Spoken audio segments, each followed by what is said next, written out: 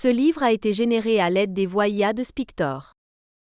Vous pouvez créer des voix off au son humain dans plus de 50 langues. Mary Smith descend de la calèche, les yeux écarquillés d'étonnement.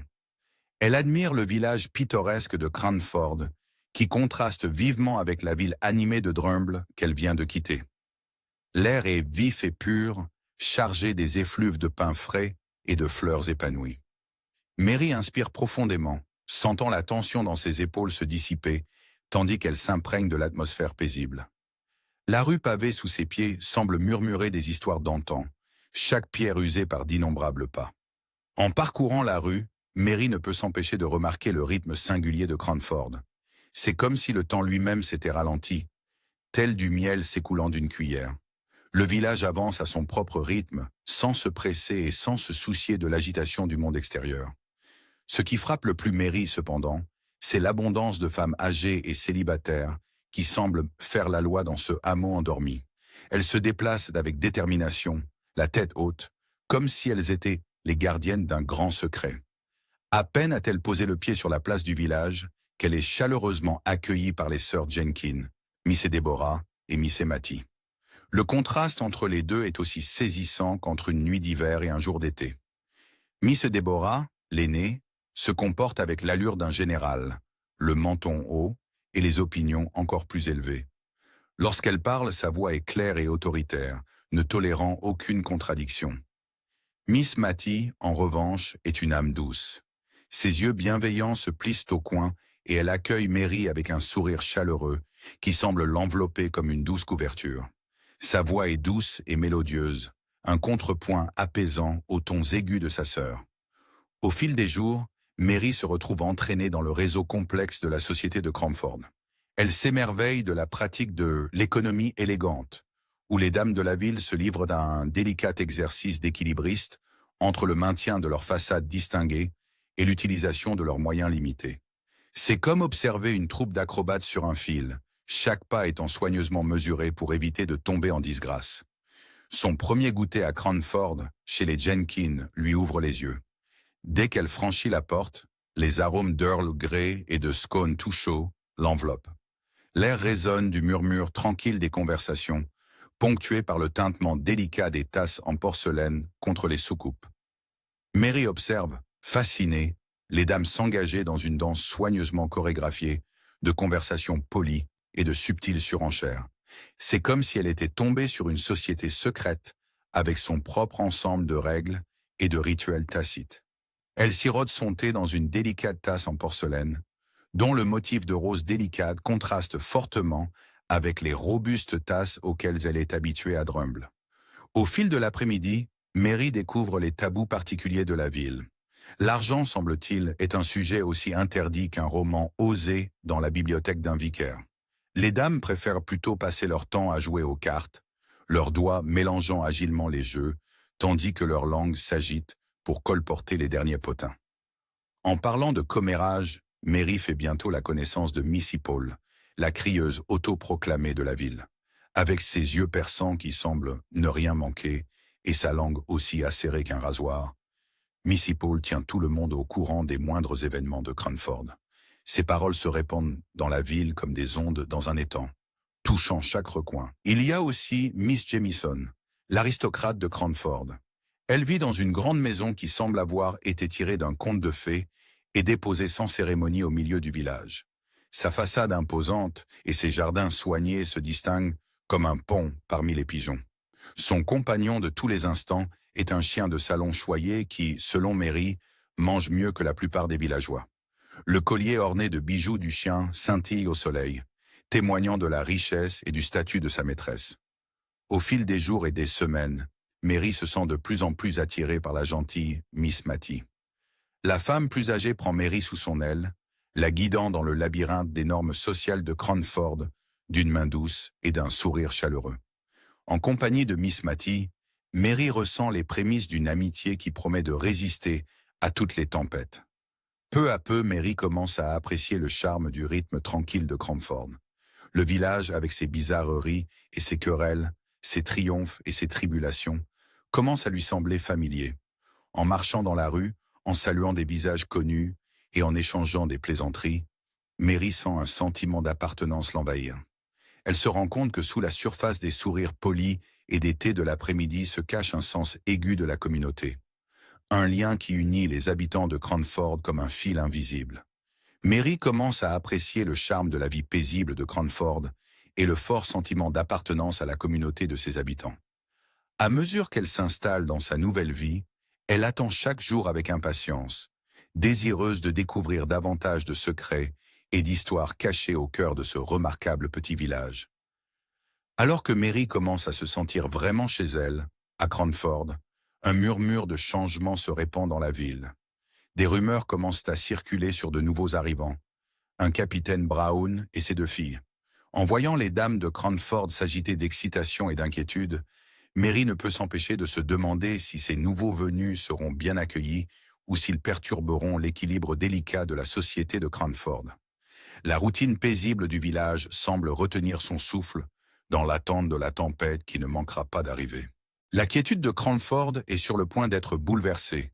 L'arrivée du capitaine Brown et de ses deux filles va bientôt ébranler les fondations de cette bourgade paisible. Une brise automnale fait frémir les feuilles des vieux chênes qui bordent les rues pavées de Cranford. L'air est chargé d'une tension palpable, comme à la veille d'un orage. Derrière les rideaux en dentelle, des regards curieux épient l'entrée de la calèche des Brown, dont les roues cahotent sur les pavés, annonçant le changement à venir. Les dames de Cranford, corsetées et guindées, sentent leur cœur s'emballer, partagé entre excitation et appréhension. Le chat de Madame Jamieson, d'ordinaire affalé sur le rebord ensoleillé de la fenêtre du salon, se hérisse et crache à l'approche du véhicule inconnu. Le rire tonitruant du capitaine Brown déchire le silence feutré de la ville comme un coup de tonnerre. Sa voix résonne dans la rue, faisant sursauter plus d'une dame qui serre instinctivement son collier de perles. Le capitaine, les joues rouges et les yeux pétillants, fait son entrée comme en pays conquis, son allure martiale contrastant vivement avec la nonchalance des habitants. Lors des goûters, le capitaine parle sans détour de ses finances, ses propos tombant comme des pavés dans la mare des conversations policées. « Ma pension est modeste, » dit-il en riant de bon cœur, « mais elle nous permet de nous offrir du thé et des crumpets. » Les dames échangent des regards ébahis, leurs tasses s'entrechoquant dans leurs soucoupes. L'amitié du capitaine avec M. Smith, le père de Mary, s'épanouit comme une fleur sauvage dans le jardin bien ordonné des relations de Cranford. Leurs discussions animées sur les chemins de fer et le progrès résonnent dans toute la ville, éveillant la curiosité des plus jeunes. C'est comme si une fenêtre s'ouvrait dans une pièce étouffante, laissant entrer un air frais chargé d'idées nouvelles. Miss Jessie, la cadette du capitaine, se fond dans le paysage de Cranford comme un ruisseau tranquille, sa douceur apaisant les esprits que la présence de son père avait agités. Son désir de s'adapter aux us et coutumes locaux est comme un baume sur les plaies de la ville. Miss Brown, l'aînée, reste quant à elle une ombre en marge de la vie sociale. Sa santé fragile et son comportement de recluse font d'elle une énigme. Une porte close derrière laquelle les dames de Cranford brûlent de jeter un œil. Des chuchotements accompagnent ces rares apparitions comme des feuilles mortes balayées par le vent.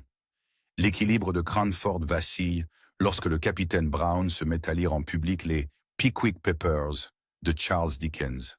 C'est comme s'il avait lâché un fauve sur la place du village. Miss Deborah Jenkins, aussi rigide que les reliures de ses chers ouvrages du Dr. Johnson, en est particulièrement offusquée. La tension entre le capitaine Brown et Miss Deborah atteint son paroxysme lors du goûter de Mrs. Jamieson. Le salon d'ordinaire havre de paix et de commérages feutrés se transforme en champ de bataille. Les mots fusent comme des flèches, visant au cœur les goûts littéraires de l'adversaire. Les autres dames assistent à la joute, muettes et les yeux écarquillés. Mais c'est l'acte de bonté du capitaine Brown qui scandalise véritablement Cranford. Un après-midi, on le voit porter des colis à une veuve démunie et ses enfants. Ce simple geste est comme une brèche dans un barrage, menaçant d'inonder Cranford de réalités longtemps ignorées. Peu à peu, l'influence du capitaine Brown s'infiltre dans le tissu même de la société de Cranford. Telle l'eau qui érode la pierre, ses actions et son attitude commencent à façonner les croyances et les pratiques séculaires de la ville. Les jeunes remettent en question les normes sociales rigides qui régissent leur vie, leur esprit s'ouvrant comme une fleur au soleil. Miss Deborah et ses alliés restent inflexibles, défendant les traditions de Cranford avec l'acharnement d'un jardinier protégeant ses roses d'une mauvaise herbe envahissante. Pourtant, alors même qu'ils luttent pour maintenir le statu quo, le vent du changement souffle dans les rues, promettant un avenir à la fois familier et étrange. Alors que le soleil se couche sur Cranford, projetant de longues ombres sur les pavés, un sentiment de malaise s'installe. Le sifflement lointain d'un train perce le calme du soir, un son qui deviendra bientôt familier. Les habitants sont loin de se douter que ce signe avant-coureur du progrès apportera avec lui une tragédie qui ébranlera Cranford jusqu'à ses fondations, changeant à jamais la vie de ceux qui s'y sentent chez eux. La paisible bourgade de Cranford est ébranlée par une tragédie soudaine. Mademoiselle Deborah Jenkins, pilier de la communauté, a trouvé une fin prématurée dans un accident effroyable au passage à niveau. La nouvelle se propage comme une traînée de poudre dans les rues pavées, portée par des chuchotements et des sanglots étouffés. L'air est chargé d'incrédulité, comme si l'atmosphère même refusait d'accepter cette nouvelle réalité. Mademoiselle Deborah, avec son attitude austère et ses principes inébranlables, avait été l'étoile polaire sur laquelle s'alignait la boussole sociale de Cranford. Son absence laisse un vide béant, aussi palpable qu'une dent manquante dans un sourire autrement parfait. Le jour des obsèques, Cranford porte son chagrin comme un lourd manteau. Toute la ville se rassemble, une mer de silhouettes en noir se dirigeant solennellement vers l'église. Le glas semble faire écho à la peine de chaque habitant, chaque note lugubre résonnant dans leurs os. À l'intérieur de l'église, l'air est saturé du parfum entêtant des lits et du bruit feutré des pleurs. Mademoiselle Mattie, la cadette de Deborah, est assise au premier rang, sa petite stature semblant s'amenuiser encore sous le poids de sa perte. Ses mains tremblent en serrant un mouchoir humide, ses yeux rivés sur le bois poli du cercueil de sa sœur. Dans les jours qui suivent, Mademoiselle Mattie se retrouve à la dérive dans un monde soudain trop vaste et trop complexe. Les décisions simples que Deborah prenait autrefois se dressent maintenant comme des montagnes insurmontables. Le grincement de la vieille maison semble se moquer de son indécision, chaque tic-tac de l'horloge lui rappelant cruellement l'absence de sa sœur. Elle se surprend souvent immobile au milieu d'une pièce, paralysée par le plus simple des choix, le souffle court et paniqué. Mais Cranford, malgré toutes ses excentricités et ses faiblesses, est une ville qui prend soin des siens. Telles des mères poules, les dames de la ville se rallient autour de Mademoiselle Mattie. Madame Jamieson, avec ses grands airs, et l'éternelle curieuse Mademoiselle Paul invitent tour à tour Mademoiselle Mattie à prendre le thé. Leur bavardage comble le silence qui menace de l'engloutir, leur présence agissant comme un baume sur son chagrin cuisant. Le rituel familier de verser le thé et de faire passer les délicates tasses en porcelaine devient une bouée de sauvetage, ancrant Mademoiselle Mattie dans le monde des vivants. Mary Smith, autrefois simple visiteuse occasionnelle, devient le pilier de Mademoiselle Mattie. Elle prolonge son séjour à Cranford, sa nature pragmatique complétant parfaitement la douce incertitude de Mademoiselle Mattie. Ensemble, elles naviguent dans les eaux inconnues de la gestion d'un foyer, la main ferme de Mary guidant Mademoiselle Mattie à travers la tempête de son chagrin. La voix de Mary, à la fois assurée et bienveillante, devient une constante dans la maison, ramenant doucement Mademoiselle Mattie vers le monde des vivants. Au fil des semaines, un changement subtil s'opère chez Mademoiselle Mattie. Telle une fleur longtemps éclipsée par un chêne majestueux, elle commence lentement à s'épanouir. Sa voix, jadis douce et effacée, gagne en assurance. Elle prend des décisions, d'abord avec hésitation, puis avec une confiance croissante. Les dames de Cranford observent cette transformation avec un mélange de surprise et d'approbation, adaptant leur propre comportement à ce nouvel ordre social. La force retrouvée de Mademoiselle Mattie est comme une jeune pousse délicate, fragile mais déterminée à grandir. La dynamique du pouvoir à Cranford se modifie comme des dunes de sable sous l'effet d'une brise légère. Sans la présence imposante de Mademoiselle Deborah, de nouvelles alliances se forment et les anciennes se renforcent. Pourtant, au milieu de ces changements, un sentiment de continuité persiste, témoignant de la résilience de leur petite communauté. Le rythme de la ville, autrefois dicté par la volonté de faire de Mademoiselle Deborah, s'écoule désormais plus librement, comme une rivière trouvant un nouveau lit. Le développement le plus inattendu vient peut-être du capitaine Brown. L'homme qui s'était autrefois opposé à mademoiselle Déborah sur les mérites de monsieur Bose fait maintenant preuve d'une remarquable gentillesse envers mademoiselle Mattie. Son extérieur bourru s'adoucit en sa présence, et ses gestes attentionnés n'échappent pas aux yeux vigilants des habitants de Cranford. Par cet acte de compassion, le capitaine se rapproche encore plus des habitants de la ville, comblant ainsi le fossé qui existait autrefois entre lui et la défunte mademoiselle Déborah. Sa voix grave et grondante devient une source de réconfort pour mademoiselle Mattie, contrastant fortement avec les tons tranchants de sa sœur. Alors que le chapitre du deuil se referme lentement, une nouvelle page s'ouvre pour Cranford et ses habitants. La mémoire de mademoiselle Deborah Jenkins sera toujours honorée, mais la vie, avec toutes ses joies et ses peines, continue de s'écouler comme la rivière qui traverse leur ville bien-aimée. L'air semble plus léger, le soleil un peu plus brillant, comme si la ville elle-même expirait après avoir retenu son souffle pendant si longtemps. Par une fraîche matinée d'automne, alors que mademoiselle Mattie marche sur la place du village, le pas plus assuré qu'il ne l'a été depuis des mois, elle ressent un soudain saisissement. Son cœur s'emballe, ses paumes deviennent moites et le monde autour d'elle semble se brouiller, car là, de l'autre côté de la place, se tient une personne qu'elle pensait ne jamais revoir. Le cœur de mademoiselle Mattie bat la chamade lorsqu'elle aperçoit, contre toute attente, son amour perdu de longue date à Cranford. Le cœur de Miss Mattie s'emballa lorsqu'elle croisa par hasard son amour de jeunesse à Cranford. Monsieur Thomas Holbrook se tenait devant elle dans une boutique locale, faisant ressurgir un tourbillon d'émotions et de souvenirs de leur idylle passée. Le monde alentour sembla s'estomper, les allées bondées du magasin devenant insignifiantes. Miss Mattie sentit ses joues s'empourprer, ses mains tremblotant légèrement en serrant son panier. Le parfum familier de la lavande et des vieux livres flottait dans l'air, la ramenant à l'époque où leur amour s'était épanoui, tel un délicat bourgeon printanier. M. Holbrook, devenu un gentleman distingué aux cheveux argentés et au regard bienveillant, s'approcha d'elle avec un doux sourire. Ses mains calleuses témoignaient d'années de labeur, mais ses manières raffinées révélaient un homme qui avait cultivé tant la terre que l'esprit. « Miss Mattie, dit-il, sa voix aussi chaleureuse et riche que dans ses souvenirs. Cela fait bien trop longtemps. » Le son de sa voix la fit frissonner, réveillant des sentiments enfouis depuis longtemps.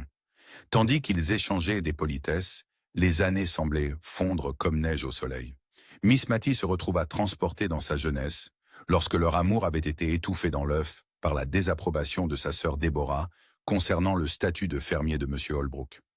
Avec un clin d'œil, M. Holbrook lança une invitation qui fit battre la chamade à Miss Mattie. « Me feriez-vous l'honneur de visiter mon domaine, Miss Mattie ?» demanda-t-il, la voix teintée d'espoir. Miss Mattie hésita, son esprit s'emballant à l'idée des convenances et des qu'en dira-t-on. Mais le regard sincère de M. Holbrook fit fondre ses réserves. Avec un léger hochement de tête et un sourire timide, elle accepta, proposant d'emmener Mary Smith comme chaperon. Le voyage jusqu'à la propriété de M. Holbrook se déroula comme dans un rêve. La campagne défilait en un patchwork de verts et de dorés, reflétant le mélange d'excitation et d'appréhension qui nouait l'estomac de Miss Mattie. À l'approche de la demeure, elle tressaillit doucement. La maison se dressait, fière et accueillante, entourée de jardins soignés qui semblaient s'étendre à perte de vue. Et M. Holbrook les accueillit à la porte, le visage rayonnant de joie. « Bienvenue, bienvenue !» s'exclama-t-il en les faisant entrer avec l'enthousiasme d'un homme bien plus jeune. L'après-midi se déroula comme les pages d'un livre chéri. Ils s'installèrent dans le salon confortable de M. Holbrook, partageant les récits de leur vie autour de tasses de thé fumantes. Le riche arôme de l'Earl Grey emplissait l'air, se mêlant au parfum des vieux livres reliés en cuir. Miss Mattie rit comme elle ne l'avait pas fait depuis des années, ses yeux pétillants tandis que M. Holbrook les régalait des récits de ses aventures agricoles et littéraires. « Venez, je vais vous montrer ma fierté et ma joie », dit M. Holbrook en les conduisant à sa bibliothèque. La pièce témoignait de son amour pour l'érudition, avec ses étagères du sol au plafond qui ployaient sous le poids d'innombrables volumes. Miss Mattie effleura du bout des doigts les dos des livres, émerveillée par l'étendue de sa collection. L'odeur de renfermé du vieux papier et de l'encre l'enveloppa, telle une étreinte réconfortante de savoir et d'histoire. Les yeux de M. Holbrook s'illuminèrent lorsqu'il sortit un mince volume. « Ah, Tennyson !» dit-il, la voix empreinte de révérence. « Écoutez ceci, Miss Mattie. » Il commença à réciter, sa voix riche donnant vie aux mots, peignant des images vivantes dans l'air autour d'eux. Miss Mattie ferma les yeux, laissant la poésie l'envahir comme une douce vague. Au fil de la journée, ils se promenèrent dans les jardins de M. Holbrook. L'air était chargé du parfum des roses et du chèvrefeuille, et Miss Mattie sentit un sentiment de paix l'envahir. Elle observa M. Holbrook s'occuper d'une fleur délicate, avec le même soin qu'il avait mis à réciter des poèmes, et son cœur se serra d'une douce mélancolie. Hélas, leur joie retrouvée allait être de courte durée. Dans les jours qui suivirent, on apprit à Cranford que la santé de M. Holbrook déclinait rapidement. Malgré les mises en garde de son médecin, il s'embarqua pour un voyage à Paris qu'il désirait depuis longtemps, déterminé à voir le monde dont il n'avait entendu parler que dans les livres. La nouvelle de son retour apporta une lueur d'espoir au cœur de Miss Mattie, mais celle-ci s'éteignit rapidement. M. Holbrook s'était trop poussé et l'effort du voyage s'était avéré trop important pour sa constitution affaiblie. Assise près de sa fenêtre, regardant le monde passer, Miss Mattie sentit le poids de la perte s'abattre lourdement sur ses épaules. Des larmes coulèrent silencieusement sur ses joues tandis qu'elle songeait à la vie qu'ils auraient pu partager si les circonstances avaient été différentes. Ces brèves retrouvailles avaient été comme la flamme d'une bougie, vive et belle, mais trop vite éteinte. Dans le calme de sa chambre, Miss Mattie commença à reconsidérer ses choix de vie et l'impact des conventions sociales sur son bonheur personnel. Les souvenirs doux amers du temps passé avec M. Holbrook resteraient à jamais gravés dans sa mémoire, témoignage du pouvoir de l'amour et de la cruauté du destin. Alors qu'elle essuyait ses larmes, une agitation à l'extérieur attira son attention. Des gens s'attroupaient dans la rue, leurs voix s'élevant avec inquiétude. Miss Mattie se pencha à sa fenêtre, cherchant à comprendre ce qui causait un tel émoi. Les mots « Town Ande, County Bank » et « One Faillite » parvinrent à ses oreilles, lui glaçant le sang. Elle était loin de se douter que la paisible ville de Cranford était sur le point de faire face à une crise sans précédent qui allait ébranler les fondements mêmes de leur vie tranquille. La paisible ville de Cranford s'apprête à affronter une crise sans précédent. La nouvelle de la faillite imminente de la Town Ande, County Bank, menace de bouleverser la sécurité financière de ses habitants. Une brise automnale fraîche murmure dans les rues, apportant des chuchotements de malheur imminent. L'air est lourd, comme si le poids de l'inquiétude collective pesait sur chaque pavé et chaque toit. Dans le salon douillet de Miss Mattie, le tic-tac de la pendule semble s'amplifier, marquant chaque instant d'ignorance béate avant que leur monde ne bascule. Les mains de Miss Mattie tremblent en dépliant la lettre, le papier crissant comme des feuilles mortes. Sa voix, d'ordinaire douce comme un roucoulement, chevrotait tandis qu'elle lisait à haute voix à Mary Smith. Chaque mot tombe comme un couperet, brisant leur sentiment de sécurité. « Mon Dieu !» souffle Miss Mattie, son visage pâlissant jusqu'à la nuance de son col de dentelle. « Que va-t-on devenir ?» En quelques heures, les rues de Cranford bourdonnent d'une énergie anxieuse. La banque, jadis bastion de stabilité, se dresse désormais comme une forteresse assiégée. Une mer de visages inquiets forme des files d'attente devant ses portes, s'étirant au coin de la rue tel un long serpent agité. Des hommes en manteau élimés piétinent, le regard fuyant. Les femmes serrent leurs sacs à main usés contre leur poitrine comme une bouée de sauvetage. L'air est chargé d'effluves de sueur et de désespoir, teinté de peur. Miss Mattie, cependant, reste chez elle, image de dignité tranquille au cœur de la tempête. Tout son héritage, fruit d'une vie bien remplie, est en jeu.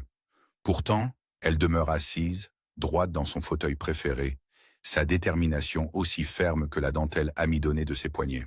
« Je ne me donnerai pas en spectacle, » dit-elle doucement à Mary, les yeux emplis de peur et de résignation. « Advienne que pourra. » À mesure que la crise s'aggrave, la façade soigneusement entretenue de Cranford commence à s'effriter comme le crépi d'un mur négligé. La pauvreté discrète, longtemps secret de polichinelle de la ville, est brutalement exposée au grand jour. Les habitants, qui s'enorgueillissaient de leur capacité à se débrouiller avec peu, font face au spectre d'un véritable dénuement. Dans ce tourbillon d'inquiétude, le père de Mary Smith, un banquier réputé, fait son apparition. Son arrivée à Cranford est comme une bouffée d'air frais dans une pièce étouffante, apportant une lueur d'espoir. D'un œil expert, il évalue rapidement l'état désastreux de la banque. « J'ai bien peur que la situation ne soit grave », déclare-t-il, sa voix mêlant détachement professionnel et sincère inquiétude. « Miss Mattie, vos options sont limitées, mais pas inexistantes. » Tandis qu'il expose les dures réalités et les solutions possibles, Miss Mattie écoute avec la même grâce tranquille dont elle a fait preuve tout au long de l'épreuve. Son acceptation des nouvelles circonstances agit comme un baume apaisant pour son entourage, rappelant la force qui se cache sous l'apparence aimable de Cranford. Face à l'adversité, le véritable esprit de Cranford commence à briller comme un rayon de soleil perçant les nuages d'orage. Les femmes de la ville, malgré leurs propres soucis financiers, se rallient les unes aux autres, telles des mères poules protectrices. Madame Forrester, les yeux brillants de larmes contenues, enveloppe soigneusement sa précieuse collection de dentelles dans du papier de soie. L'étoffe délicate murmure sous ses doigts, chaque pli évoquant un doux amer souvenir des jours heureux. « Ce ne sont que des objets », dit-elle, la voix légèrement tremblante. « L'essentiel, c'est que nous restions solidaires. » D'autres envisagent des options autrefois impensables. L'idée d'accueillir des locataires ou de vendre des objets de famille, jadis aussi scandaleuse que de sortir sans chapeau, semble aujourd'hui un moindre mal pour survivre. Missy Paul, dont l'agitation habituelle a cédé la place à une détermination sans faille, organise une réunion pour discuter des moyens d'aider les plus touchés. « Nous n'avons peut-être pas grand-chose », déclare-t-elle, sa voix résonnant dans le salon bondé comme un appel aux armes. « Mais ce que nous avons, nous le partagerons. » Au fil des jours, la crise révèle la véritable force de l'esprit communautaire de Cranford. Les voisins offrent le peu d'aide qu'ils peuvent, qu'il s'agisse d'un repas chaud, d'une oreille attentive ou de quelques pièces soigneusement économisées. La ville, telle une famille confrontée à l'adversité, se soude, puisant sa force dans l'unité. À travers tout cela, Miss Mattie demeure un symbole de grâce et d'acceptation. Même face à la perspective d'une vie radicalement différente, elle refuse de céder à l'amertume ou au blâme. Sa nature douce rayonne, telle la flamme d'une bougie bravant la tempête. Ces pauvres directeurs de banque, songe-t-elle un soir, ses aiguilles à tricoter cliquetant doucement dans la lueur du feu. Je ne peux m'empêcher de penser au fardeau qu'il doit porter. Ces paroles, prononcées sans la moindre ironie, témoignent de l'esprit indomptable qui a permis à Cranford de surmonter d'innombrables défis. Alors que la ville fait face à un avenir incertain, il est clair que cet esprit sera son meilleur atout dans les moments difficiles à venir. Tandis que la nuit tombe et que les rues de Cranford s'apaisent, Mary Smith s'assoit seule dans sa chambre, l'esprit tourmenté d'inquiétude pour Miss Mattie. Les légers ronflements de la pièce voisine ne font qu'accentuer son sens des responsabilités. Comment pourrait-elle aider sa chère amie sans blesser sa fierté? Un plan commence à germer dans l'esprit de Mary, aussi délicat et complexe que la précieuse dentelle de Miss Mattie. La mâchoire serrée de détermination, Mary saisit plume et papier. Les dames de Cranford doivent être convoquées, et sans tarder. L'avenir de l'une des leurs est en jeu. Le cœur de Mary Smith se serre lorsqu'elle constate la situation financière critique de Miss Mattie. Déterminée à aider sa chère amie sans blesser sa fierté, Mary organise en secret une réunion avec les autres dames de Cranford. Dans le salon douillet de Missy Paul, l'atmosphère est électrique tandis que les dames se rassemblent, leur chuchotement à peine audible par-dessus le tic-tac de la pendule. La lumière du soleil filtre à travers les rideaux en dentelle, dessinant de délicats motifs sur le parquet ciré. L'arôme du thé fraîchement infusé et des scones chauds flotte dans l'air, contrastant avec la gravité de leur mission. Missy Paul prend la parole d'une voix feutrée mais ferme. « Mesdames, nous devons jurer de garder cette réunion secrète. La dignité de Miss Mattie en dépend. » Des hochements de tête parcourent l'assemblée, les visages empreints d'inquiétude et de détermination. Les idées fusent comme le thé qu'elles sirotent, chaque suggestion étant minutieusement examinée. La tension dans la salle fluctue comme la marée, montant avec chaque proposition rejetée et redescendant à mesure que de nouvelles possibilités émergent. Enfin, telle une éclaircie après l'orage, la solution idéale leur apparaît. Miss Matty ouvrira un petit salon de thé chez elle, une entreprise respectable qui lui procurera les revenus nécessaires tout en préservant son statut social. Le père de Mary, cheville ouvrière de cette opération clandestine, obtient une licence pour le commerce avec l'efficacité d'un homme d'affaires aguerri. Ses relations à Londres lui permettent de dénicher un marchand de thé réputé, garantissant ainsi à Miss Matty les meilleures feuilles pour sa clientèle. Les dames, unies dans leur mission, apportent des fonds avec la discrétion d'agents secrets. Leur aide est habilement déguisée en prêt ou en avance sur le thé, un tissu de pieux mensonges tramé avec les meilleures intentions. Madame Forrester, les yeux pétillants d'excitation, offre ce qui lui reste de dentelle pour décorer la boutique. « Elle dormait dans mon tiroir depuis des années », dit-elle, la voix teintée de nostalgie. Maintenant, elle retrouvera son utilité. Missy Paul, ne voulant pas être en reste, fournit une série d'étagères au bois poli brillant de promesses. Elles mettront magnifiquement en valeur les boîtes de thé, déclare-t-elle, imaginant déjà l'agencement de la boutique. Lorsque les dames présentent leur projet à Miss Matty, sa réaction est un mélange de surprise, d'hésitation et de gratitude. Son visage doux, marqué par l'inquiétude, s'adoucit à mesure qu'elle écoute leurs explications enthousiastes. « Mais le commerce ?»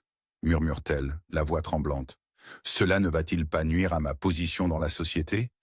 Mary prend les mains tremblantes de Miss Matty dans les siennes, d'une voix douce mais résolue. « Chère Miss Matty, les temps changent. C'est une affaire respectable, et Cranford a besoin d'un bon salon de thé.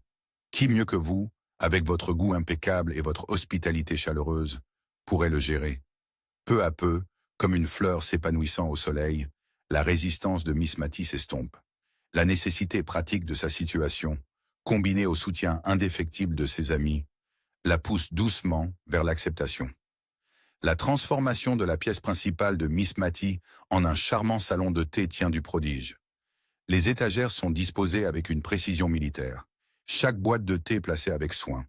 La dentelle de Mrs. Forrester orne les fenêtres et les tables, conférant une élégance raffinée à l'espace. Une enseigne discrète, peinte à la main avec minutie, est placée dans la vitrine, annonçant fièrement « Salon de thé de Miss Matty ». L'inauguration est une affaire soigneusement orchestrée, digne du plus grand théâtre londonien. Les dames de Cranford arrivent en flot continu, leur excitation à peine contenue sous leur dehors guindé. Elles s'empressent d'examiner la sélection de thé, s'extasiant sur la qualité et la variété, avec l'enthousiasme de connaisseuses. « Oh, Miss Matty !» s'exclame Madame Jamieson d'une voix qui porte dans toute la boutique. « Cet Earl Grey est tout simplement divin. Il m'en faut 1 livre. » Pour préserver la dignité de Miss Matty, les dames insistent pour être servies dans le salon plutôt que dans la boutique elle-même. Cet arrangement, né de la bienveillance, devient rapidement une tradition appréciée. Le salon, jadis havre de tranquillité, bourdonne désormais du doux murmure des conversations et du tintement de la porcelaine fine. Au fur et à mesure que la réputation des thés exquis et de l'hospitalité chaleureuse de Miss Matty se répand, le succès de la boutique s'épanouit comme un jardin bien entretenu. Les dégustations régulières de thé deviennent le sujet de conversation de la ville, attirant des clients curieux des villages voisins. Ces événements sont une fête pour les sens, les riches arômes des différents thés se mêlant au doux parfum des pâtisseries fraîches. Miss Matty, d'abord nerveuse et peu sûre d'elle, prend de l'assurance au fil des jours. Ses yeux, autrefois voilés d'inquiétude, brillent désormais de fierté tandis qu'elle recommande des mélanges et partage des conseils d'infusion avec ses clients. Le salon de thé devient plus qu'une simple source de revenus. C'est un nouveau chapitre de sa vie, rempli d'objectifs et de joie. Le succès de cette entreprise témoigne de la force et de l'ingéniosité de la société de Cranford, dominée par les femmes. Telle une tapisserie tissée de filles de compassion, d'ingéniosité et de solidarité, les femmes se sont unies pour soutenir l'une des leurs. Leurs actions ont non seulement assuré l'avenir financier de Miss Matty, mais elles ont également créé un nouveau centre social pour la ville. Un lieu où les amitiés se renforcent autour de tasses de thé fumantes et de confidences partagées. Alors que le soleil se couche sur une autre journée bien remplie, Miss Matty se tient dans l'embrasure de la porte, regardant les derniers clients disparaître dans la rue pavée. Une légère brise apporte le parfum persistant de la bergamote et du jasmin, et elle sourit, se sentant vraiment à sa place dans son nouveau rôle. Le salon de thé est devenu plus qu'un simple commerce. C'est un symbole des liens d'amitié indéfectibles qui unissent Cranford, aussi fort et réconfortant qu'une parfaite tasse de thé. Au moment où Miss Matty s'apprête à fermer la boutique pour la journée, une agitation éclate à l'extérieur. Des visages curieux se mettent à scruter les fenêtres et des chuchotements se répandent comme une traînée de poudre dans les rues. Le cœur de Miss Matty s'emballe lorsqu'elle pose le pied sur les pavés, ses yeux s'écarquillant d'incrédulité. Là, au bout de la rue, se tient une silhouette qu'elle pensait ne jamais revoir. Est-ce possible? Après toutes ces années, l'air semble crépiter d'électricité à l'approche de l'étranger, et le monde de Miss Matty bascule. La paisible ville de Cranford est sur le point d'être ébranlée dans ses fondements. La paisible ville de Cranford est bouleversée par un événement inattendu. Peter Jenkins, le frère de Miss Matty, disparu depuis des décennies en Inde, est soudainement de retour. L'atmosphère de Cranford crépitait d'impatience, comme à la veille d'un orage estival. Tout commence par une lettre, dont l'enveloppe impeccable, ornée de timbres exotiques, fait jaser avant même d'être ouverte. Les mains de Miss Matty tremblent en tenant la missive, son cœur s'emballant d'espoir et d'appréhension. À la lecture du contenu, ses yeux s'écarquillent et un petit soupir lui échappe. La nouvelle est presque trop extraordinaire pour être vraie. Son cher frère Peter, absent depuis si longtemps, rentre au bercail.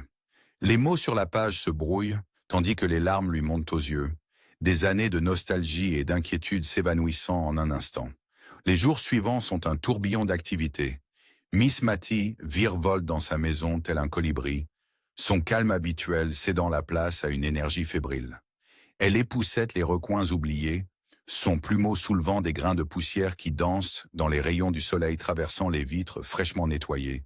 L'odeur du vernis au citron et des sachets de lavande emplit l'air tandis qu'elle prépare l'arrivée de Peter. Ses amis se mobilisent, leur excitation palpable. Elles apportent leur plus belle porcelaine et leur plus beau linge de maison, déterminées à ce que le retour de Peter soit parfait. Les dames de Cranford s'interrogent, se demandant comment les années ont transformé Peter Jenkins, autrefois si impétueux. Le jour J, toute la ville semble retenir son souffle. Le cliquetis des sabots sur les pavés résonne dans les rues, s'amplifiant à mesure que la calèche approche. Miss Matty se tient sur le pas de sa porte, les mains serrées pour ne pas trembler. La portière s'ouvre et un personnage tout droit sorti d'un roman d'aventure en descend.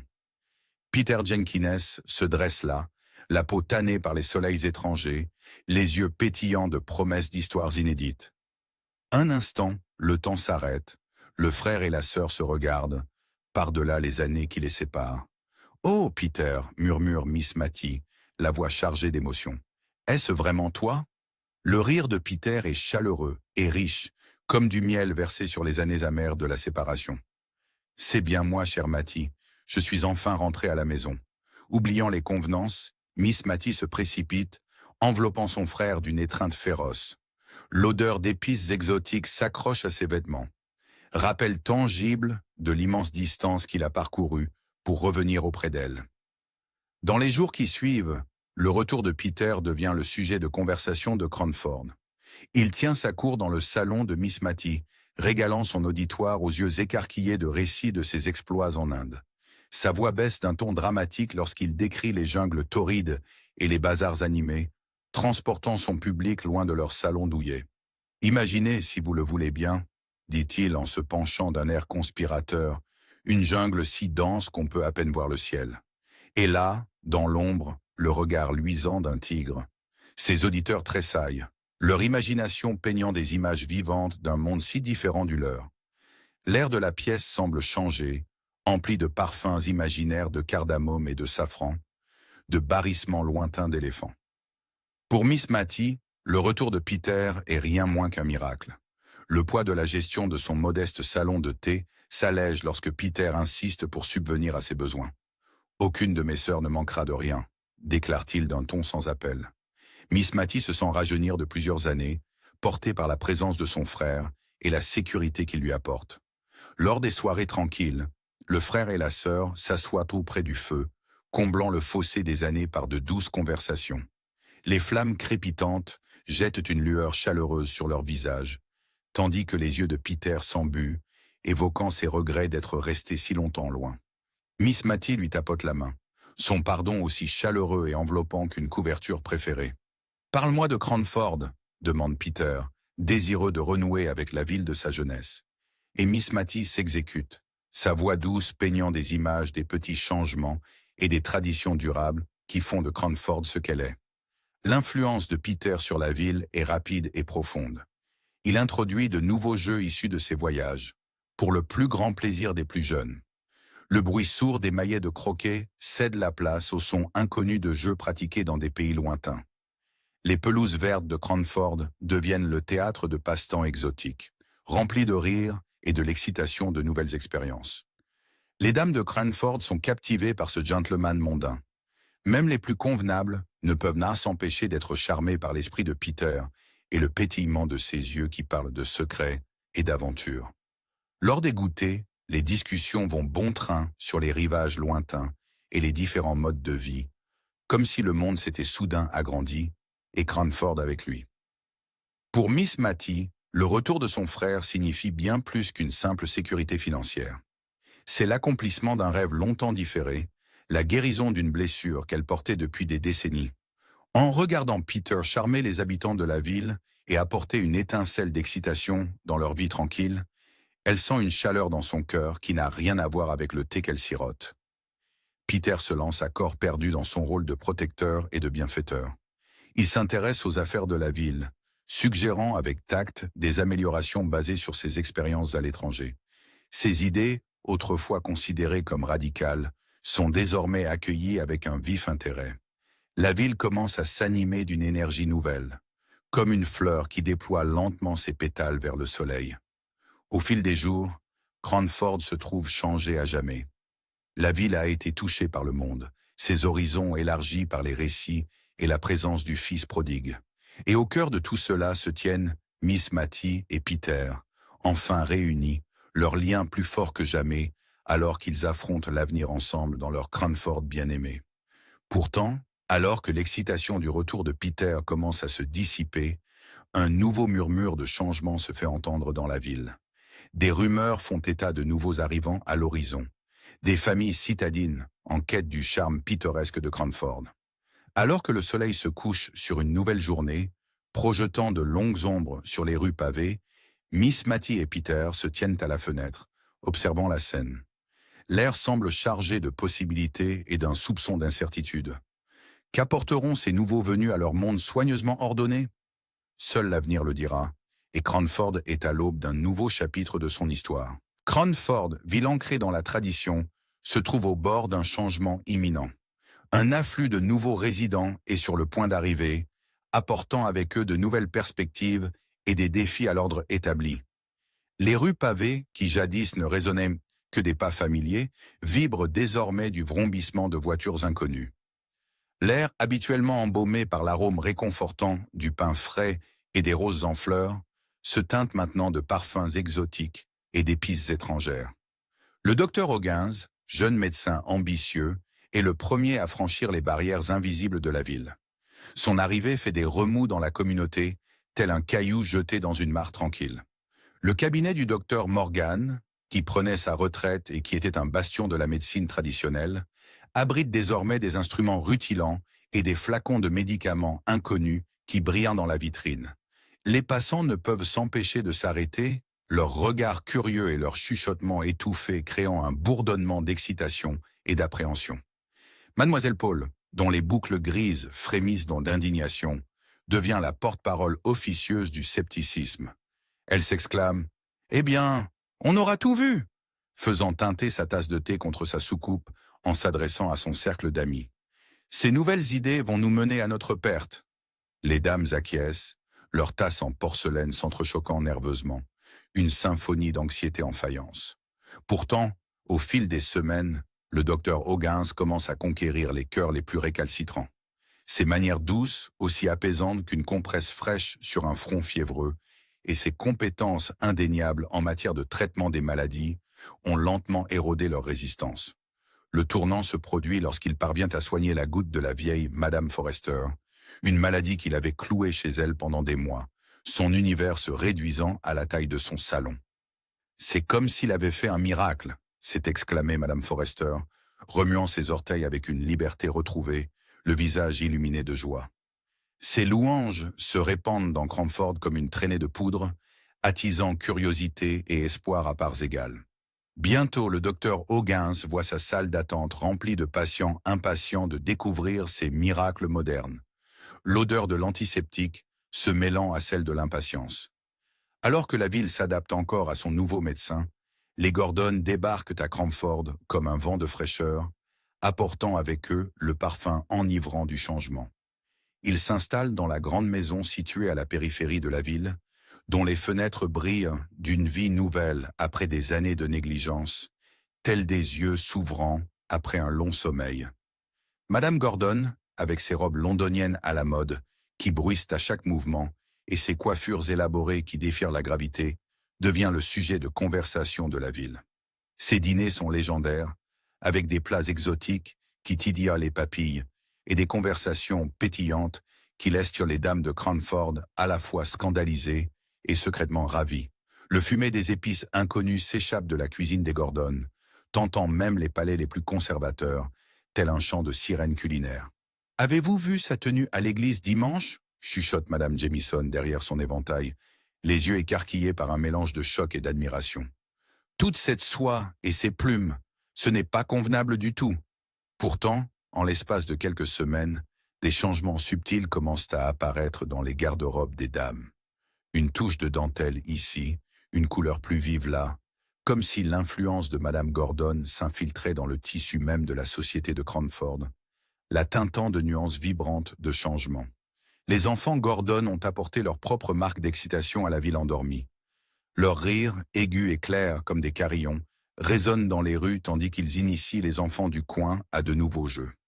Bientôt, le son des cerceaux qui roulent et des cordes à sauter qui claquent sur les pavés devient une mélodie familière à Cranford, une bande-son joyeuse qui accompagne la transformation de la ville. Au milieu de ce tourbillon de changements, Monsieur Grève, le nouveau curé, fait son arrivée. Jeune, beau et plein d'idées progressistes, il fait battre bien des cœurs.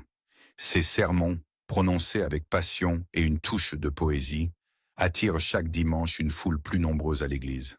Les jeunes femmes de Cranford se mettent à soigner davantage leur apparence le dimanche, leurs joues rougies par une ferveur plus que religieuse, leur cœur battant la chamade sous leurs habits du dimanche. Alors que Cranford est aux prises avec ces changements, Mademoiselle Mattie apparaît comme un pont inattendu entre l'ancien et le nouveau. Influencée par les récits de son frère Peter sur les pays lointains et les différentes cultures, elle a saisi l'importance d'accepter le changement tout en honorant la tradition. Le regard pétillant et le pas alerte, Mademoiselle Mattie a commencé à organiser des goûters qui réunissent les nouveaux venus et la vieille garde de Cranford.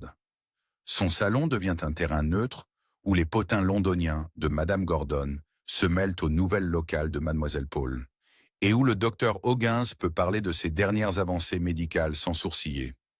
Le tintement des tasses de thé et le murmure des conversations créent une toile de fond apaisante pour la fusion de deux mondes. « Le changement, mes chers, » dit Mademoiselle Mattie en versant le thé d'une main ferme, sa voix aussi chaude et réconfortante que l'infusion elle-même, est comme une forte tasse de Kongou.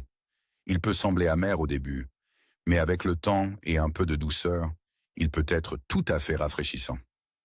Alors que le soleil d'été se couche sur Cranford, jetant une lueur dorée sur les bâtiments anciens et les jardins nouvellement plantés de la ville, un sentiment d'harmonie commence à s'installer. Le mélange de l'ancien et du nouveau, de la tradition et du progrès, a créé une tapisserie plus riche de la vie dans la petite ville. Les goûters de Mademoiselle Mattie continuent à favoriser la compréhension et l'acceptation, comblant le fossé entre le passé familier et l'avenir passionnant, bien qu'un peu intimidant, qui attend Cranford et ses habitants. Pourtant, alors que la ville s'installe dans son nouveau rythme, une rumeur commence à circuler, s'amplifiant de jour en jour. Lady Glenmire vient à Cranford. La nouvelle plane dans l'air comme un nuage d'orage, promettant de déclencher un déluge qui emportera la paix fragile. À la tombée de la nuit, les habitants se retirent dans leurs lits, ignorant que la paisible ville de Cranford est sur le point de connaître un bouleversement sismique de son tissu social. Une secousse qui mettra à l'épreuve les limites de leur nouvelle acceptation et ébranlera les fondements mêmes de leur société. La paisible ville de Cranford s'apprête à vivre un bouleversement sismique de son tissu social. Lady Glenmere, la belle-sœur veuve de Madame Jamieson, a épousé à l'improviste Monsieur Hoggins, le médecin de la ville. La nouvelle se répand dans la communauté comme une traînée de poudre, provoquant des ondes de choc et d'incrédulité sur son passage. Le printemps avait paré Cranford de douces teintes vertes et roses. L'air était embaumé du parfum des fleurs écloses et de l'herbe fraîchement coupée. Mais sous cette apparence sereine, un jardin d'amour secret avait fleuri, à l'abri des regards indiscrets et des langues bien pendues. La cour de Lady Glenmere et de Monsieur Hoggins s'était déroulée dans la discrétion et les regards furtifs. Leur affection s'était épanouie telle une rose délicate, passant inaperçue jusqu'à sa pleine floraison. Lorsque la nouvelle de leur fiançailles éclata enfin, ce fut comme si la foudre avait frappé la routine paisible de la ville. Le salon de Madame Jamieson devint l'épicentre du choc. La main de cette dame habituellement imperturbable tremblait en reposant sa tasse de thé, la porcelaine tintant contre la soucoupe. Son visage, d'ordinaire un masque d'indifférence polie, se déformait d'incrédulité et d'indignation. « C'est tout simplement inconcevable », déclara-t-elle, la voix tremblante d'émotion. « Une dame de son rang, épousant un médecin de campagne. » Ces mots semblaient lui laisser un goût amer, ses lèvres se plissant comme si elle avait mordu dans un citron particulièrement acide. La nouvelle se propagea à Cranford comme une traînée de poudre, déclenchant des débats passionnés à tous les coins de rue. Le jardin de Mademoiselle Paul, habituellement un havre de paix, bourdonnait de chuchotements scandalisés. Le doux bruissement des feuilles était noyé par les claquements de langue et les hochements de tête des approbateurs. « Comment a-t-elle pu ?» se lamentait Mademoiselle Paul, ses doigts triturant nerveusement la dentelle de ses manchettes. « Elle est tombée en disgrâce, croyez-moi. » Mais tout le monde ne partageait pas ce sentiment. Dans le salon douillet de Mademoiselle Mattie, une atmosphère différente régnait. La douce lueur des bougies éclairait ses traits délicats, tandis qu'elle parlait, sa voix à peine plus forte qu'un murmure. « L'amour, dit-elle, les yeux embués de souvenirs, est une chose rare et précieuse. Qui sommes-nous pour lui faire obstacle ?» Les mots flottaient dans l'air fragile et beau, comme les délicates figurines de porcelaine ornant sa cheminée. Lady Glenmere, devenue Madame Hoggins, affronta la tempête avec une grâce à la fois admirable et exaspérante pour ses détracteurs. Elle arpentait la ville telle une frégate fendant des eaux agitées, la tête haute et un sourire chaleureux aux lèvres. Le doux froufrou de ses jupes et le léger claquement de ses chaussures sur les pavés devinrent des sons familiers dans les rues de Cranford. Dans son nouveau rôle d'épouse de médecin, elle apportait une touche de charme aristocratique au cabinet de M. Hoggins. L'odeur aseptisée des médicaments était adoucie par les effluves subtils de son parfum à la lavande. Les patients anxieux étaient apaisés par ses manières douces et son esprit vif, leurs craintes se dissipant comme la brume matinale sous la chaleur de son sourire. La ville se retrouva divisée, tel un jardin où l'on aurait planté une fleur nouvelle et controversée. Certains tournèrent le dos, refusant de reconnaître la fleur, tandis que d'autres s'approchèrent prudemment, curieux malgré eux. Les portes de Madame Jamieson restèrent hermétiquement closes au couple, le bruit de la serrure tournant comme une déclaration silencieuse mais puissante de désapprobation qui résonna dans toute la ville. Pourtant, au fil des jours et des semaines, le choc initial commença à s'estomper. La vue de Madame Hoggins assistant son mari, son rire cristallin résonnant lorsqu'elle discutait avec les patients, devint une partie familière et pas si désagréable de la vie à Cranford. Mademoiselle Mattie, saisissant l'occasion, se mit à organiser de petites réunions, orchestrant habilement les rencontres entre Madame Hoggins et son ancien cercle social. Au début, ces réunions étaient tendues, la conversation aussi raide qu'une charnière mal huilée. Le tintement des tasses de thé et le froissement des jupes semblaient anormalement bruyants dans ce silence gêné. Mais peu à peu, au fur et à mesure que les tasses se vidaient et que les biscuits étaient partagés, l'atmosphère commençait à se détendre. Il était difficile de résister au bonheur authentique de Madame Hoggins, qui irradiait d'elle comme la chaleur d'un foyer. Même les opposants les plus farouches virent leur détermination faiblir face à un tel contentement. Le tournant se produisit avec une invitation qui traversa Cranford comme une volée de moineaux effarouchés. Les O'Guins organisaient un dîner. La ville retint son souffle collectif, se demandant qui oserait y assister. Serait-ce un succès retentissant ou un échec cuisant? Le soir de la fête, Cranford bourdonnait d'impatience. L'air était chargé d'excitation et d'appréhension. Un à un, les invités se présentèrent à la porte des O'Guins. Certains avec hésitation, d'autres avec une curiosité à peine dissimulée. La maison resplendissait de chaleur et d'accueil, les rires et les conversations se répandant dans la rue comme une joyeuse mélodie. À l'intérieur, Madame O'Guins évoluait parmi ses invités avec l'aisance d'une hôtesse chevronnée, sa joie étant contagieuse. La douce lumière des bougies faisait ressortir l'éclat de ses yeux et le rouge de ses joues. Monsieur O'Guins, habituellement bourru et direct, révélait un côté plus doux, ses yeux suivant sa femme avec une adoration sans équivoque. Au fil de la soirée, la gêne initiale se dissipa comme le givre au soleil du matin. Même les invités les plus sceptiques furent conquis par le bonheur authentique qui régnait dans l'air. Lorsque les derniers invités partirent, avec des adieux chaleureux et sincères, un changement s'était opéré à Cranford. Les lignes rigides qui avaient autrefois divisé la ville commençaient à s'estomper, comme des aquarelles se fondant les unes dans les autres. Même Madame Jamieson, qui avait catégoriquement refusé d'assister à la soirée, s'adoucit. Le lendemain, on l'entendit poser des questions sur la fête, sa curiosité prenant le pas sur sa fierté. Le mariage de Lady Glenmire et de M. O'Guins avait fait plus qu'unir deux personnes amoureuses.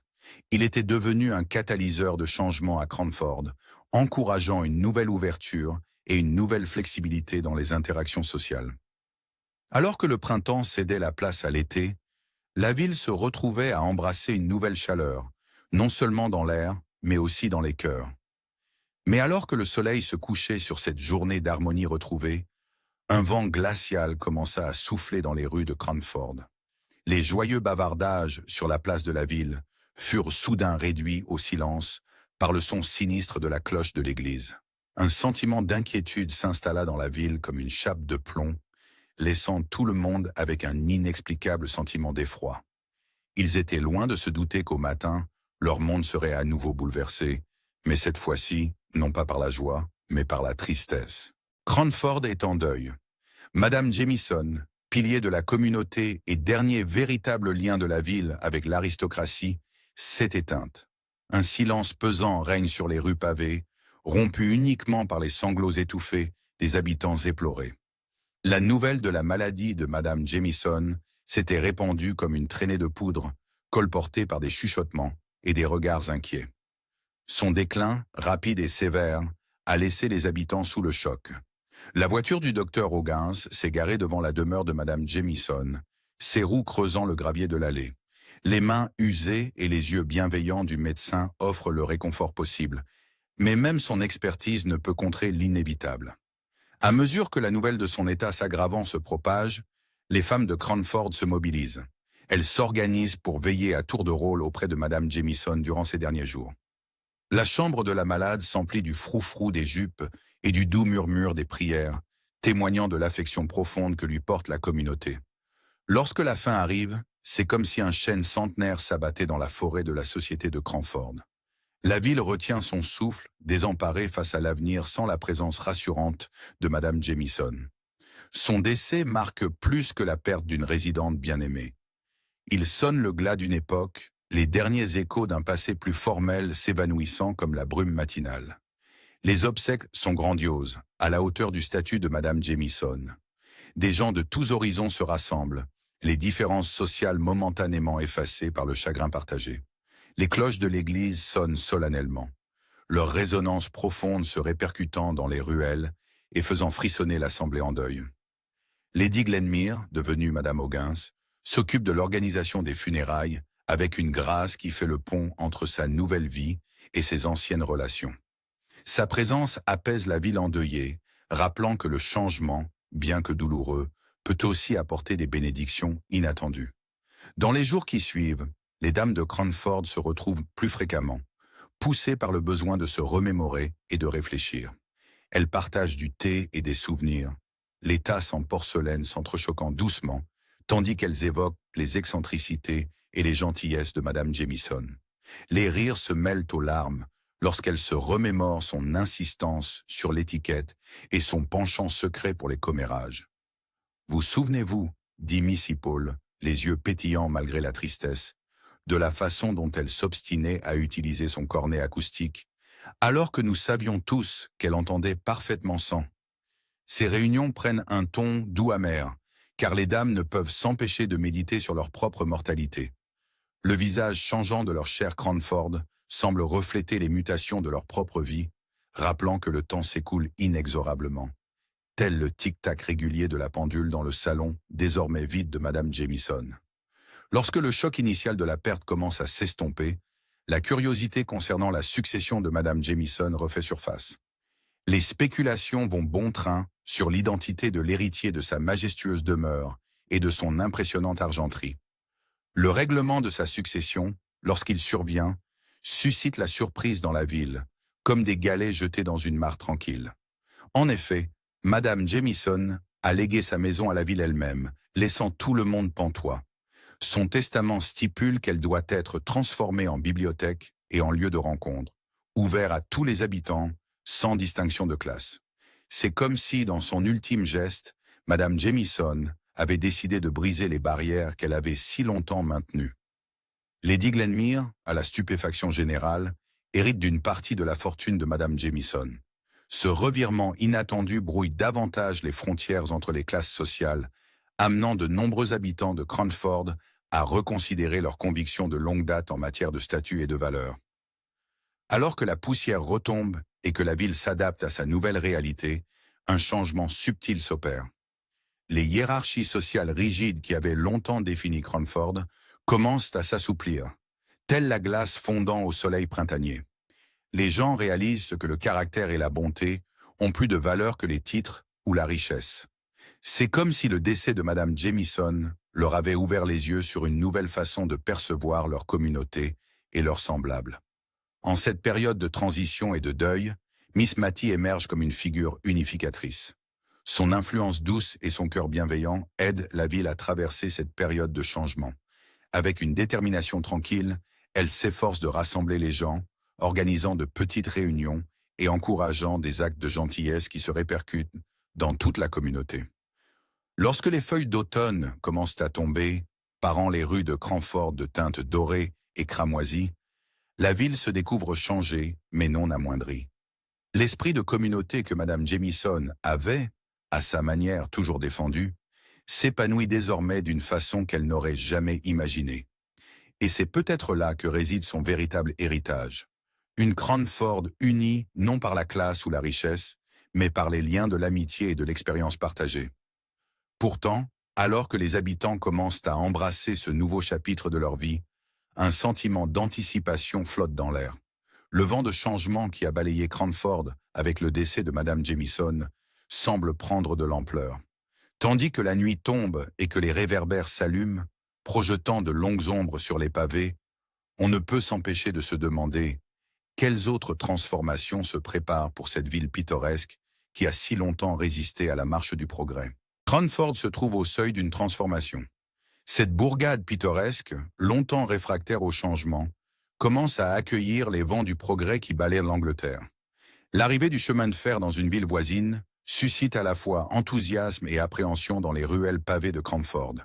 La simple évocation de cette bête de fer déclenche des débats animés dans les salons autour de délicates tasses de thé en porcelaine. Missy Paul, la voix tremblante d'émotion, y voit un présage funeste, tandis que d'autres murmurent les merveilles qu'il pourrait apporter, les yeux brillants de curiosité. Alors que le printemps cède la place à l'été, les jeunes de Cranford s'enhardissent. Ils se mettent à faire des excursions d'une journée à Manchester, revenant les yeux écarquillés, avec des récits haletants d'immeubles imposants qui semblent frôler le ciel, de rues grouillantes de gens de tous horizons et de modes si audacieuses qu'elles font rougir même les habitants les plus progressistes de Cranford, les poussant à s'éventer vigoureusement.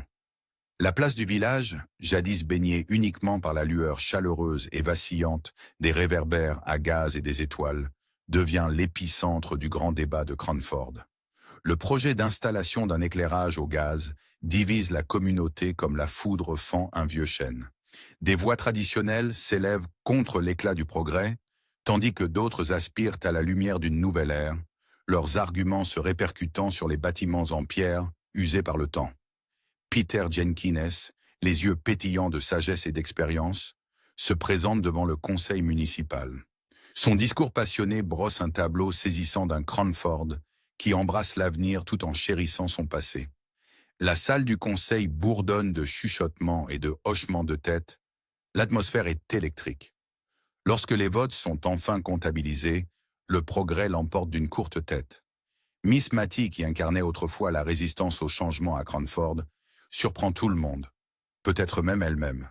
Influencée par les récits colorés de Peter sur les pays lointains, elle devient une championne inattendue du progrès mesuré. Sa voix douce, telle une brise d'été, pèse dans la balance lorsqu'elle encourage ses amis à goûter de nouvelles expériences. Le thé indien exotique qui orne désormais les étagères de sa boutique devient le symbole des pas prudents de Cranford vers un monde plus vaste.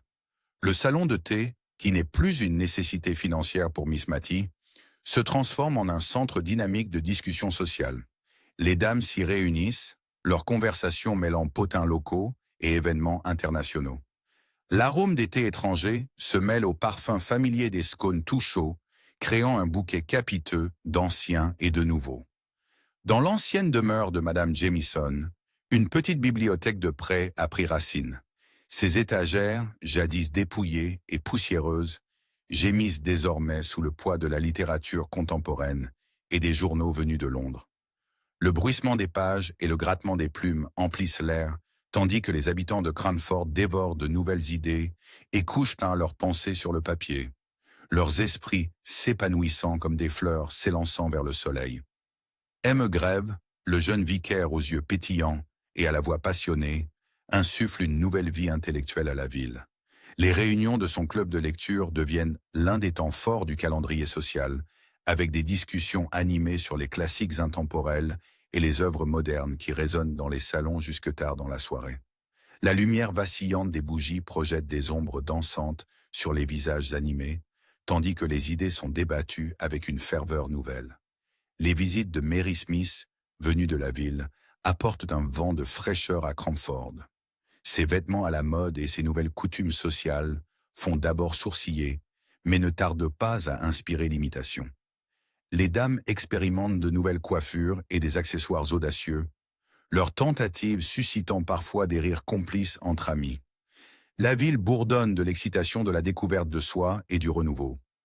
Inspirée par les croquis de Peter en Inde, une petite société artistique voit le jour. Des artistes amateurs se réunissent dans les coins pittoresques de la ville, leurs toiles capturant le mélange d'anciens et de nouveaux de Cranford. L'exposition annuelle devient un événement très prisé, mettant en valeur les talents cachés de la ville et l'évolution de son esthétique.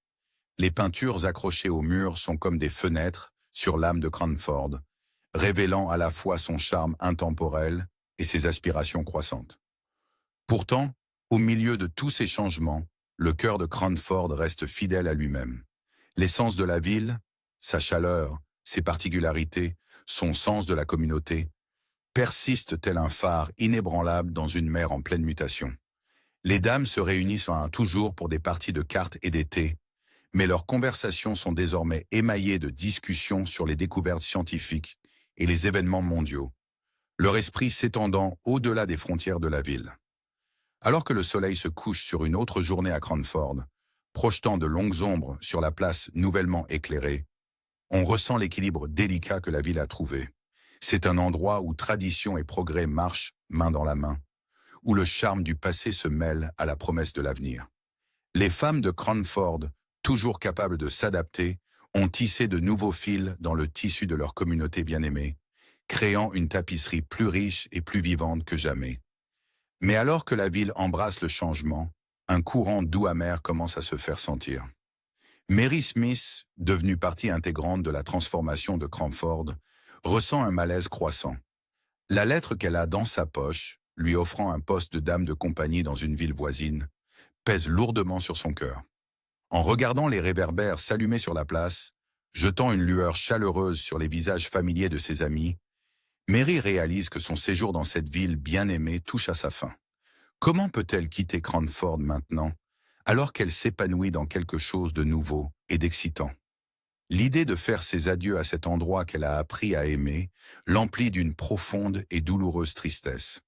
À la tombée de la nuit, Mary se retrouve déchirée entre son devoir et son désir, se demandant si elle aura la force de dire adieu à Cranford et à tout ce qu'il a représenté pour elle. Le cœur lourd, Mary Smith voyait approcher le jour de son départ de Cranford. Ayant accepté un poste de dame de compagnie dans une ville voisine, l'heure était venue de faire ses adieux à l'endroit qu'elle avait appris à chérir. La lumière matinale filtrait à travers les rideaux en dentelle de sa chambre, projetant des ombres mouvantes sur le parquet usé. Debout devant sa malle ouverte, elle pliait méticuleusement chaque robe et chaque souvenir, ses doigts s'attardant sur les tissus familiers. L'air était empreint de nostalgie, chaque respiration un doux rappel amer de la vie qu'elle laissait derrière elle. Les mains tremblantes, Mary ferma son réticule et s'aventura dans les rues pavées de Cranford. La ville semblait lui murmurer ses adieux à chaque pas. Le claquement de ses chaussures résonnait contre les bâtiments, un rythme régulier accompagnant les battements de son cœur. Sa première halte fut le charmant cottage de Madame Forrester. Les yeux de la vieille dame s'embuèrent, tandis qu'elle pressait un délicat mouchoir en dentelle dans la main de Mary. « Pour vos larmes, ma chère, » dit-elle doucement, la voix chevrotante. Le parfum de lavande imprégnait le tissu, évoquant l'été de l'après-midi et les confidences partagées. Ensuite vint la maison de Missy Paul, ses fenêtres scintillant au soleil du matin. La vieille fille offrit à Mary un petit recueil de poésie, ses pages douces et usées par de fréquentes lectures. « Des mots pour vous réconforter loin de chez vous », expliqua Missy Paul, son ton habituellement vif adouci par l'émotion. En approchant de la demeure de Miss Mattie, Mary ralentit le pas. Le poids de cet adieu pesait sur sa poitrine, rendant chaque respiration consciente. Miss Mattie se tenait sur le seuil, ses cheveux argentés captant la lumière, ses yeux brillants de larmes contenues. « Ma chère enfant, » dit Miss Mattie d'une voix tremblante, en prenant les mains de Mary dans les siennes. « Tu es devenue comme ma fille. » D'une petite boîte en velours, elle sortit un médaillon à la surface argentée luisante. « Une mèche de mes cheveux, » expliqua-t-elle en l'attachant au cou de Mary. « Ainsi, tu auras toujours un peu de Cranford avec toi. » Le métal froid contre sa peau agissait comme une encre, liant Mary à cet endroit qu'elle considérait désormais comme son foyer. Elle cligna rapidement des yeux, s'efforçant de contenir le flot d'émotions qui menaçait de la submerger.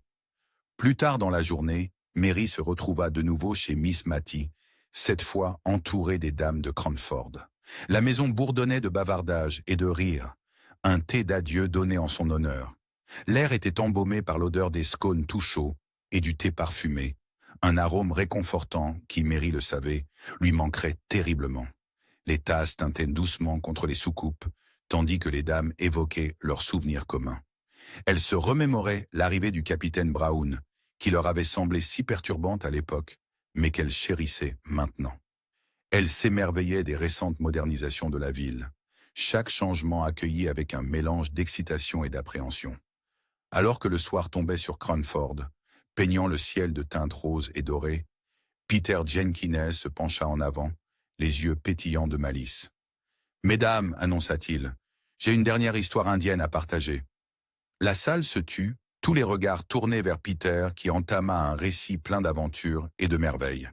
Mary se sentit transportée vers des contrées exotiques, les images et les sons de l'Inde prenant vie dans son imagination. Les rires fusèrent du groupe, un son joyeux qui semblait faire vibrer les murs de la maison.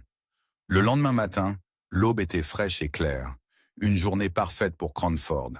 Alors que la calèche de Mary attendait, elle fit une dernière promenade dans la ville.